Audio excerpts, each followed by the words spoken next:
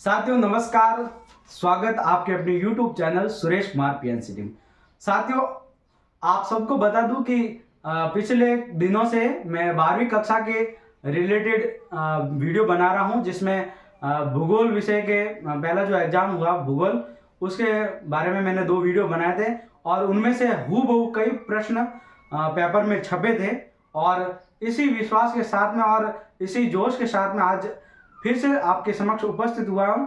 कल जो होने वाला 12वीं बोर्ड का जो हिंदी अनिवार्य का एग्जाम है, हिंदी अनिवार्य का एग्जाम 12वीं बोर्ड का ही नहीं, लेकिन जितने भी एग्जाम हिंदी अनिवार्य से रिलेटेड या हिंदी से संबंधित एग्जाम होने वाले हैं, उन सभी के लिए बहुत ही महत्वपूर्ण वीडियो आपके सामने है। इसमें जैसे कि हिंदी के पेपर को करना, सॉल्व आउट कैसे करना है, किस प्रकार से हल करें ताकि ज़्यादा से ज़्यादा मार्क्स हम अर्जित कर पाए। तो बिना किसी समय गवाए हम सीधी शुरुआत करते हैं हिंदी के पेपर को हल कैसे करते हैं। साथियों जैसा कि पेपर में अक्सर सवाल पूछा जाता है अपठित गद्यांश के बारे में और अपठित पद्यांश के बारे में, तो सबसे पहले बात करेंगे अपठित गद्यांश के बारे में।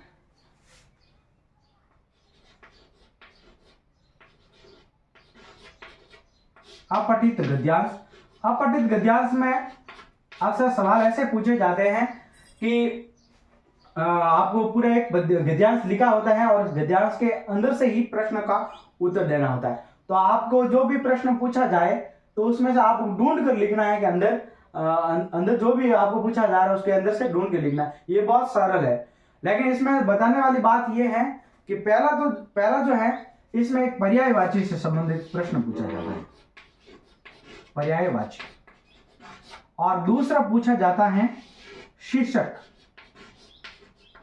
अब पर्यायवाची का मतलब यह हो गया कि इसके सिमिलर शब्द, जैसे जल है तो जल का और पर्यायवाची क्या होता है, अंबु है, तोय है, पानी है, नीर है, इसके पर्यायवाची। तो इसी प्रकार से एक पर्यायवाची का शब्द पूछा जाता है तो आपको उसके सिमिलर शब्द क्या क्या हो सकते हैं इस गद्यांश के अंदर देखकर बताना है।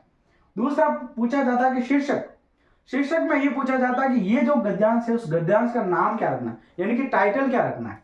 मतलब एक शीर्षक का मतलब होता है कि एक बिंदु के एक शब्द के अंदर या फिर दो तीन शब्द के अंदर ऐसा इनका क्या शीर्षक या टाइटल बनाए ताकि उसका ये नाम सही से उचित हो जाए। तो इसका शीर्षक का मतलब ये होता है कि टाइटल क्या जाना। उस जितना भी आप सारांश पढ़ोगे, जैसे महिलाओं के बारे में ज्यादा बात कही तो आप टाइटल रख सकते हैं महिला सशक्तिकरण या महिला उत्थान या फिर जेंडर संवेदनशीलता या जेंडर पूर्वाग्रता, ऐसे आप लिख सकते हैं। जैसे मोबाइल के बारे में ज़्यादा बात की तो मोबाइल वरदान या अभिशाप, ऐसे मतलब आपको एक लाइन के अंदर या फिर एक दो शब्द के अंदर शीर्षक लिखना है। फिर पर्यायवाची के बारे में बता सिमिलर शब्द लिखना है। फिर अगला है अपठित पद्यांश। अब अपठित पद्यांश के अंदर भी आपको ऐसे के ऐसे आपको ढूंढकर इसी के अंदर से प्रश्न लिखने हैं।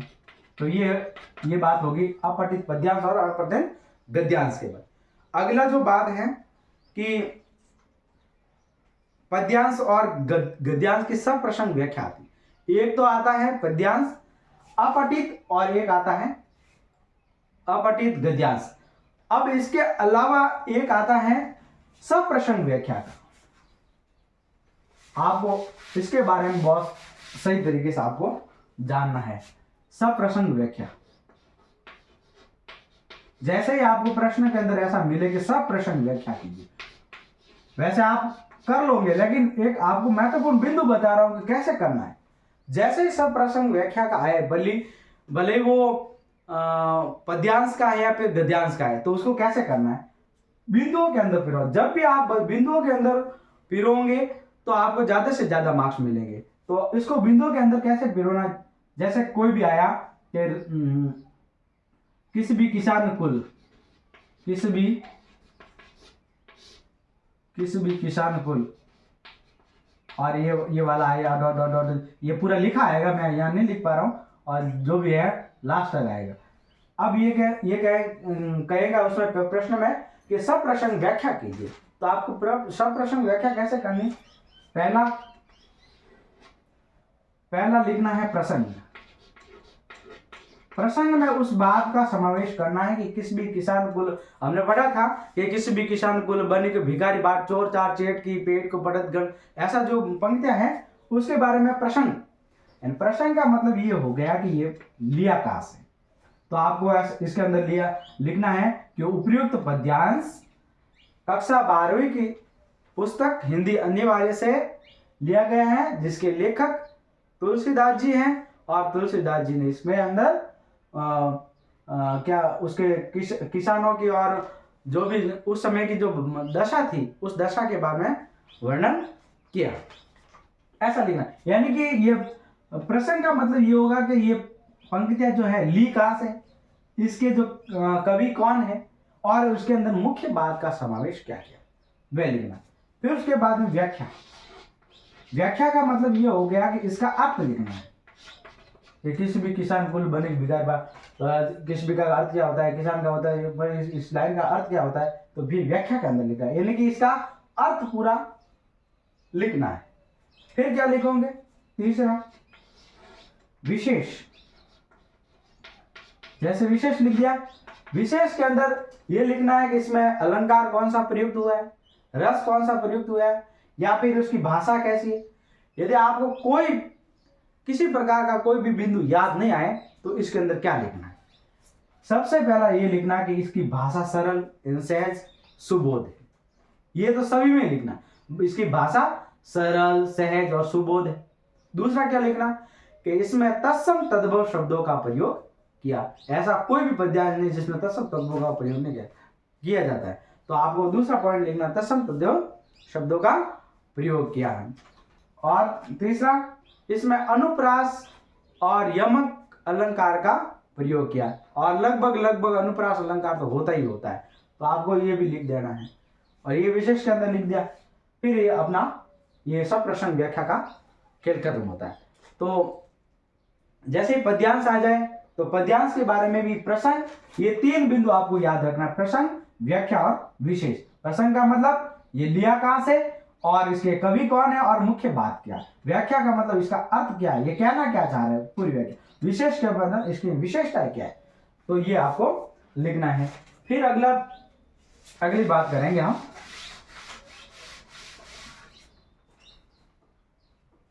अब आप कहेंगे कि साहब हमें जो बुक है, हमारी जो बुक है, उस बुक के अंदर महत्वपूर्ण ऐसे कौन से पार्ट है उस पर हमें ज्यादा जोर देना चाहिए। तो वे पहला पार्ट देखो मैंने लिख के आया हूं। एक है कैमरे में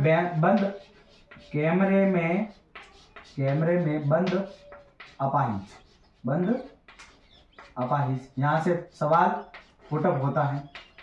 एक दूसरा है सिल्वर वेडिंग,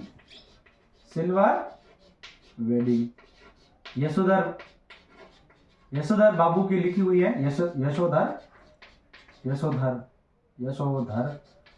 बाबू।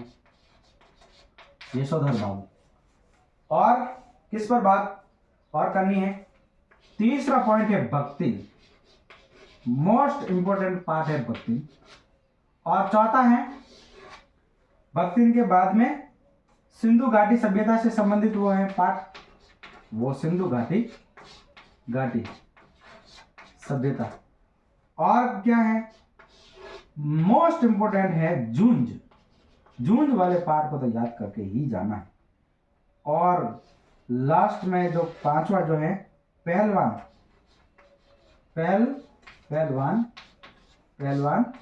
की ढोलक, जो लट्टन सिंह था ना, उसके बारे में बात करनी है, लट्टन सिंह। और एक लास्ट रहा है काले मेघा पानी दे, काले मेघा पानी दे, ऐसा पाठ है ना, काले मेघा पानी दे, ये है। अब इन पार्टों पर आपको क्या करना, विशेष फोकस करना। कैमरे में बंद अपाहिज, सिल्वर वेडिंग यशोधर बाबू की, और भक्ति सिंधु घाटी सभ्यता, जूंज पहलवान की ढोलक लटन सिंह वाली, और काले मेघा पानी दे, इस पार्टों पर आपको क्या करना है, विशेष बल दें।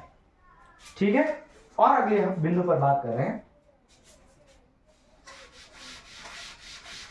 अगले बिंदु पर बात करेंगे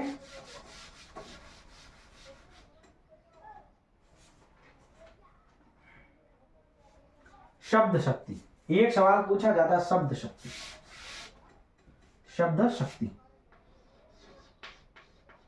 शब्द शक्ति।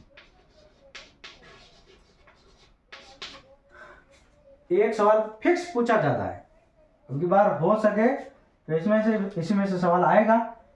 देखो, शब्द शक्ति के प्रकार है 3। कितने प्रकार हैं? 3। पहला है अभिधा, दूसरा है लक्षणा और तीसरा है व्यंजना। अब सर इसके बारे में समझाइए, तो लो समझ लीजिए। अभिधा का मतलब क्या होता है? अभिधा, तो यहां वापस लिखता हूं मैं, अभिधा और क्या है, लक्षणा, लक्षणा और व्यंजना। अब आपको याद करके जाना, बहुत सरल तरीके से बता रहा हूं, पूरे YouTube के प्लेटफॉर्म पे घूम के आ जाओ, इनसे सरल कोई हो ही नहीं सकता है। अभिधा, अभिधा का मतलब सामान्य अर्थ, सामान्य अर्थ। इसमें क्या होता है, सामान्य से शब्द का क्या अन्य अर्थ, शब्द का अन्य अर्थ, अन्य अर्थ। ये सर कैसा होता है, एक मैं समझाता हूं। हाँ, व्यंजना, व्यंजना का मतलब उसके अन्य अलग अलग अर्थ, अलग अलग अर्थ। अब सर कैसे? सामान्य अर्थ का मतलब है कि मोहन घर जाता, मोहन घर जाता है। चलो अब, हाँ, तो अब हम बात करेंगे शब्द शक्ति के बारे में। शब्द शक्ति से रिलेटेड भी एक सवाल पूछा जाता है कि इसमें कौन सी शब्द शक्ति है, रिक्त स्थान की पूर्ति, या फिर ऐसे छोटा सा लघुत्मक प्रश्न पूछा जाएगा, तो उसमें आपको शब्द शक्ति बताना। शब्द शक्ति कितने प्रकार की होती है? 3 प्रकार की होती है। 3 प्रकार में पहला है अभिधा, दूसरा है लक्षणा और तीसरा है व्यंजना। अब कहां पर अभिधा लिखना है, कहां पर व्यंजना लिखना है, कहां पर लक्षणा लिखना है? तो जहां पर सामान्य अर्थ हो, सामान्य अर्थ का मतलब जो पंक्ति में है वही अर्थ। जैसे मोहन स्कूल जाता है, इसका मतलब यही है कि मोहन स्कूल जाता है। जैसे और कोई भी है, जैसे पूजा नृत्य करती है, इसका मतलब यही है कि पूजा नृत्य करती है। मतलब सामान्य अर्थ, जो अर्थ होगा वही अर्थ होगा। अब है शब्द का लाक्षणिक अर्थ। लाक्षणिक अर्थ का मतलब होगा कि कोई मतलब विशेष शब्द होगा, उसके शब्द का अर्थ अलग से होगा और पूरा उसका अर्थ बदल जाएगा। जैसे मोहन गधा है, तो मोहन गधा है, इसका मतलब क्या हुआ, मोहन गधा तो होता नहीं, लेकिन इसका मतलब क्या होगा, मोहन मूर्ख है। मोहन जो है वो कमजोर है, उसकी बुद्धि कम है, ऐसा। दूसरा कि जैसे जितेश शेर है, इसका मतलब क्या हो गया कि जितेश जो है बहादुर है, शेर है, साहसी है, इसका मतलब ये हो गया। तीसरा है कि व्यंजना। व्यंजना में क्या होता है कि अर्थ अलग अलग होते हैं। जैसे यशपाल शाम हो गई, क्या किसी ने बोल दिया कि यशपाल शाम हो गई, इसका मतलब ये हो गया कि इसके कहने के अलग अलग अर्थ है। जैसे किसी का मतलब ये हो गया कि यशपाल शाम हो गया तो घर पे जाना है। दूसरा अर्थ क्या हो सकता है कि यशपाल शाम हो गई तभी जो क्रिकेट खेल रहा है वो क्या बंद कर ले। तीसरा अर्थ क्या हो सकता है कि यशपाल शाम हो गई तेरे पिताजी बुला रहे। या फिर और क्या हो सकता है कि यशपाल शाम हो गई कल बोर्ड का एग्जाम है तो उसकी तैयारी कर। तो ये अलग अलग अर्थ निकले। फिर क्या है कि पवन 8 बज गए, इसके भी अलग अलग अर्थ। जैसे किसी का मतलब ये हो गया कि 8 बज गए, इसका मतलब आपको क्या करना है, जल्दी से जल्दी सोना है और कल के लिए तैयारी करनी है। या फिर किसी का अर्थ होगा कि 8 बज गए, 8 बजे तक तो कुछ ही नहीं किया, अभी तक पढ़ना, अब पढ़ना है, इसका अर्थ ये हो गया। और भी अलग अलग अर्थ निकल सकते हैं। यानी कहने का मतलब ये है कि जहां पर अर्थ एक ही पंक्ति का अलग अलग अर्थ निकले तो वहां पर है व्यंजना। और जहां पर ये मोहन गधा है, जिधर शेर है, ऐसे जो जहां पर मुहावरे और लोकोक्तियां, मुहावरे और लोकोक्त्या, जहां पर भी आएंगे वहां पर कौन सी शब्द शक्ति होगी, वहां पर शब्द शक्ति होगी ये लक्षणा। इसका मतलब तो आप समझ गए, सामान्य अर्थ होगा तो अभिधा, और जैसे ही गधा शेर ऐसा कोई आ गया तो कौन सी होगी, लक्षणा। और इसके एक से अलग अलग अर्थ निकलेंगे एक ही पंक्ति का, तो वहां पर होगा व्यंजना। तो इसके बारे में आपको ध्यान रखना है। अब अगले बिंदु पर बात करें। अगला जो बिंदु हमारा है महत्वपूर्ण बिंदु है,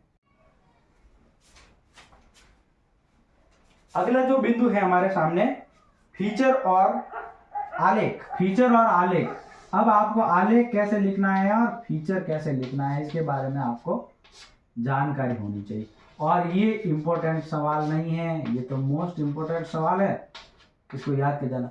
अब फीचर क्या होता है और आलेख क्या होता है। फीचर और आलेख, जैसे आपको ऐसा बोल दे कि मोबाइल के बारे में या फिर किसी और कोई बिंदु दे दे कि आपको फीचर लिखना है या आलेख लिखना है, इसका मतलब आपको कैसे लिखना है, शॉर्ट में निबंध लिखना है। निबंध एक बड़ा रूप हो जाता है और निबंध का छोटे ही रूप होते हैं ये फीचर और आलेख, यानी शॉर्ट में आपको उसके बारे में लिखना है। अब फीचर और आलेख में आता क्या है वे आप जान लीजिए। अब इसके अंदर मुख्य तत्व क्या है, मुख्य तत्वों में क्या है, इसमें सत्यता व तथ्यता, सत्य और तथ्य। और दूसरा बिंदु कौन सा है, समावेश। समावेश के अंदर क्या है कि भाई इसके अंदर कौन सा समावेश किसका करेंगे, समसामयिक का, समसामयिक और समसामयिक, और किसका करेंगे, समसामयिक के बाद में रोचक का, रोचकता, ज्ञानवर्धन का, ज्ञान बढ़ना चाहिए ऐसा फीचर होना चाहिए। और क्या, और बहुत सारे हैं। फिर इसमें क्या होना चाहिए, तारतम्यता होनी चाहिए। तारतम्यता, तम्यता के लिए क्या करते हैं, कल्पना का पुट देते हैं। क्या करते हैं, कल्पना का पुट। अब अगला बिंदु है भाषा। भाषा में तो आपको एक ही बिंदु याद रखना है, भाषा तो सरल होनी चाहिए, सरल, सहज, सुबोध, ऐसा ये आपको लिखना है। फिर है आलेख। आलेख में क्या हो, ये संक्षिप्त होना चाहिए। क्या होना चाहिए, संक्षिप्त। और क्या होना चाहिए संक्षिप्त में, संक्षिप्त के अलावा इसमें विचार और तथ्यों का समावेश, विचार व तथ्य, विचार होने चाहिए और तथ्य भी इसमें उसका समावेश किया जाना चाहिए। इसमें भी तारतम्यता होनी चाहिए, तारतम्यता होनी चाहिए। और इसमें क्या क्या, निजी भाव, इसका एक बिंदु था निजी भाव। इसमें निजी भाव तो बिल्कुल हो गए ही नहीं, निजी भाव का तो इसमें लेना नहीं, जो बात है वही इसमें। और क्या है, ये ज्वलंत मुद्दों पर बात करते हैं। ज्वलंत यानी वर्तमान के, समसामयिक के, वर्तमान। ये वर्तमान भी हो सकता है और अतीत भी हो सकता है, अतीत के बारे में भी। और इसमें क्या होता है, इसमें प्रश्नवाचक, क्यों, कैसे, कब, इसके बारे में भी लिखा होता है। फिर क्या है, अनावश्यक क्या, दोहराव नहीं होना चाहिए, अनावश्यक दोहराव। कोई भी पंक्ति है बार बार उसको दोहराव नहीं करना, दोहराव नहीं करना है। और ये बातें हैं इसके बारे में। और क्या है, ये बात आपको बता दी। अब समझ लीजिए वापस, फीचर का मतलब ये हो गया कि उसमें मुख्य तत्व क्या होगा, कोई भी फीचर लिखेंगे एकदम फैक्ट बिंदु होना चाहिए और सत्य, एकदम सत्य बात होनी चाहिए। उसके अंदर समावेश, ये इसकी विशेषता है। जैसे आपको बोल दें फीचर और आलेख की विशेषता लिखिए तो ये लिखना। समावेश यानी किसका समावेश करना है, समसामयिक है, यानी कि अब जो बिंदु हो रहा है इस वर्तमान के बिंदुओं का समावेश करना। और रोचकता भी होनी चाहिए, उसमें ज्ञानवर्धकता, यानी कि ऐसा फीचर होने से चाहिए जिससे ज्ञान में बढ़ोतरी हो। तारतम्यता यानी एक से बाद में एक जुड़ा होना चाहिए। अगली पंक्तियां जो है वो पिछले वाली पंक्तियों से जुड़ा होना चाहिए, ऐसा ही तारतम्यता होनी चाहिए, उसमें लय होनी चाहिए। कल्पना तारतम्यता के लिए कल्पना का पुट दे सकते, यानी अपने जो विचार में कोई बात है उसका थोड़ा सा पुट दे सकते हैं और तारतम्यता बना। भाषा इसकी भी सरल होनी चाहिए, इसकी भी सरल होनी चाहिए, सहज होनी चाहिए, सुबोध होनी चाहिए, तत्सम तद्भव का प्रयोग होना चाहिए। और इसमें निजी भाव, अपने खुद के भाव, फीचर के अंदर निजी भाव लिख देते हैं, और इसके अंदर निजी भाव बिल्कुल नहीं, जो फैक्ट बिंदु है उसी पर लिखना है। अब ये किस पर लिखे जाते हैं? ज्वलंत बिंदु पर, और वर्तमान है, यानी अब जो वर्तमान में जो बिंदु चल रहा है उस पर लिखे जाए। लेकिन ये वर्तमान में भी लिखा जा सकता है और अतीत में भी लिखा जा सकता है। अब आपको ऐसा बोल देंगे किसी को फीचर लिखना है तो कैसे लिखोगे? छोटा सा निबंध लिखना है, उसके बारे में थोड़ी सी जानकारी लिखनी है। तो ये हो गया फीचर और आलेख। अब यह अगला महत्वपूर्ण बिंदु हमारा, उसके बारे में चर्चा करते हैं। एक होता है निबंध। क्या होता है? निबंध। निबंध में क्या होगा? निबंध में बहुत सारे निबंध हैं, उसको निबंधों को आपको लिखना है। उसमें से महत्वपूर्ण बिंदु कौन से होंगे? 4-5 आपके सामने ऑप्शन आएंगे, उस ऑप्शन में एक के ऊपर आपको क्या करना है? निबंध लिखना है। तो मैं जो 4-5 बता रहा हूं वो है, एक तो है आतंकवाद।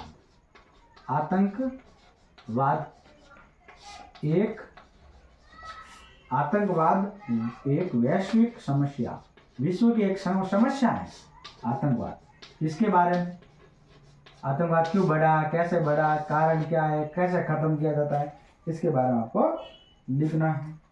दूसरा है मोबाइल।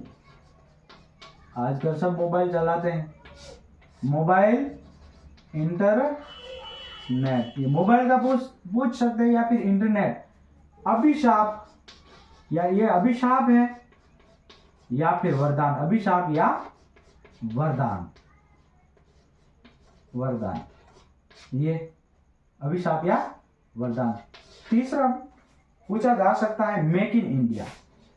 जो मैं आपको बता रहा हूं, इन निबंधों को आपको एक बार अपने जहां पर भी किताब वगैरह जो भी है उसमें आपको देख कर जाना है,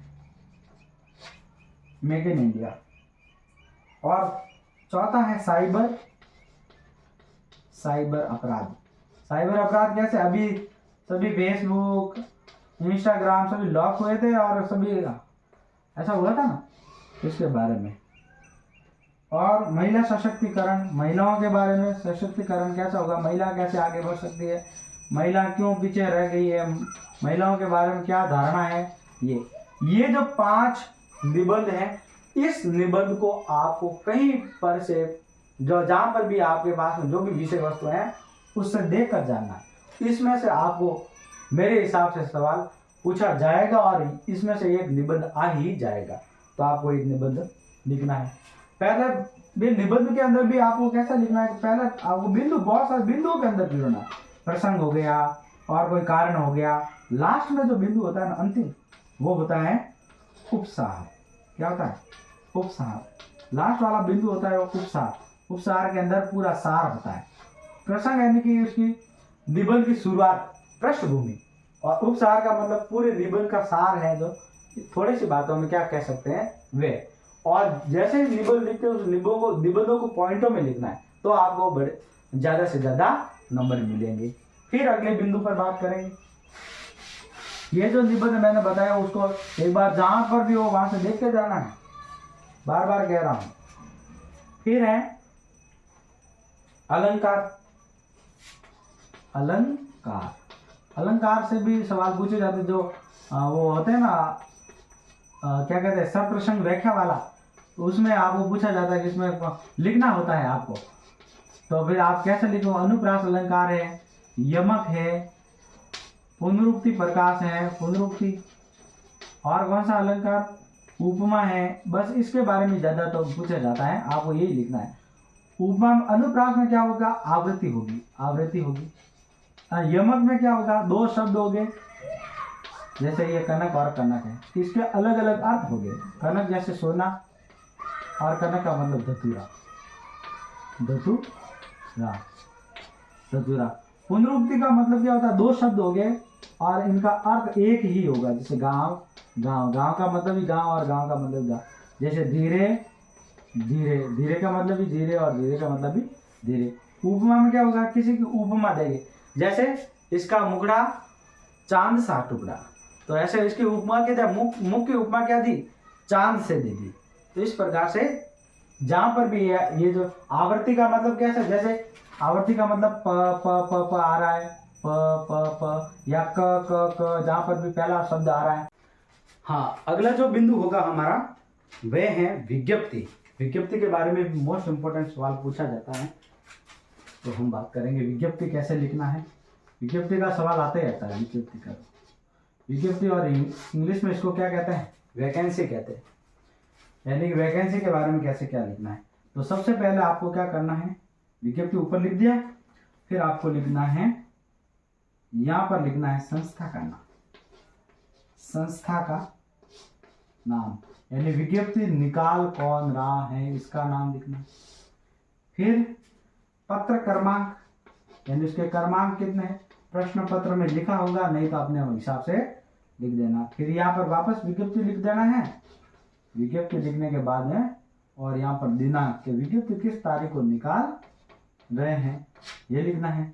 फिर उसके बाद में क्रम संख्या, यहाँ पर क्रम संख्या 1 2 3 4 5 ये आ जाएगा। फिर यहाँ आ जाएगा पद नाम, यानी किस पद के लिए विज्ञप्ति निकाल रहे हैं। फिर आएगा पद संख्या, कितने पदों की संख्या है। और फिर आएगा योग्यता क्या है, उसकी सामान्य योग्यता क्या है, ये योग्यता इसके अंदर आ जाएंगी। और फिर यह आएगा अनुभव। देखो फिर एक बार उदाहरण बताता हूँ। जैसे एक है पद संख्या किसकी है, जैसे टीचर, क्या है टीचर, THER, टीचर। पद संख्या जैसे 15,000 निकालनी, ये 15,000। योग्यता जैसे क्या है, टीचर के लिए योग्यता क्या होती है, STC है, BEd है, उसमें 50% मार्क्स होने चाहिए। और जो भी योग्यता दो, इसके अंदर अनुभव क्या, 2 वर्ष का क्या होना चाहिए, डिप्लोमा या डिग्री होनी चाहिए।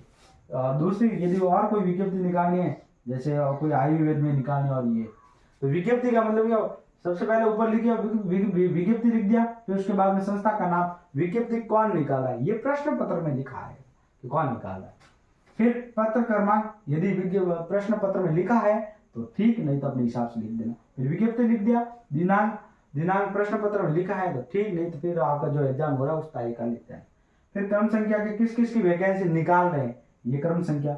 जिसके पद नाम, जैसे टीचर की निकाल रहे, यहाँ पर आयुर्वेदिक की निकाल दे आयुर्वेदिक, चिकित्सा विभाग लिखा है चिकित्सा विभाग, पद कितने 15,000, और ये क्या योग्यता क्या है, और ये अनुभव, ये आप सबको ये लिखना है। तो ये हो गया विज्ञप्ति का प्रारूप। तो आपको विज्ञप्ति मतलब वैकेंसी का प्रारूप आपको ध्यान में रखना है। और एक सवाल पूछा जाता है विज्ञप्ति के साथ में, अथवा में आता है सवाल निविदा।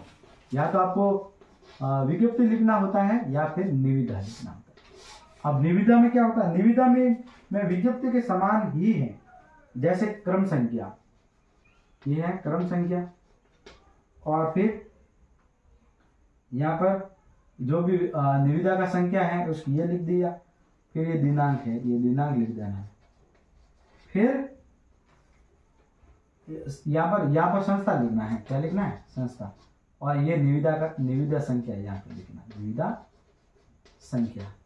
अब जो भी निविदा के अंदर, निविदा का मतलब क्या होता है, टेंडर, ये निविदा के अंदर लिखना है। जो भी बात लैंग्वेज लिखनी है वो इसके अंदर लिखनी है। फिर क्रम संख्या, क्रम संख्या। और फिर क्या है, विवरण, आपको क्या करना, विवरण लिखना है। तो किसका टेंडर देना है उसका विवरण। और अनुमानित राशि, उसकी टेंडर देने की राशि कितनी है, वे अनुमानित राशि यानी कितने में टेंडर देना है, वे अनुमानित राशि। धरोहर राशि, उसकी धरोहर राशि क्या रहेगी, अपने हिसाब से लिख देना। पेपर में प्रश्न पत्र में हो तो ठीक, नहीं तो अपने हिसाब से लिख देना है।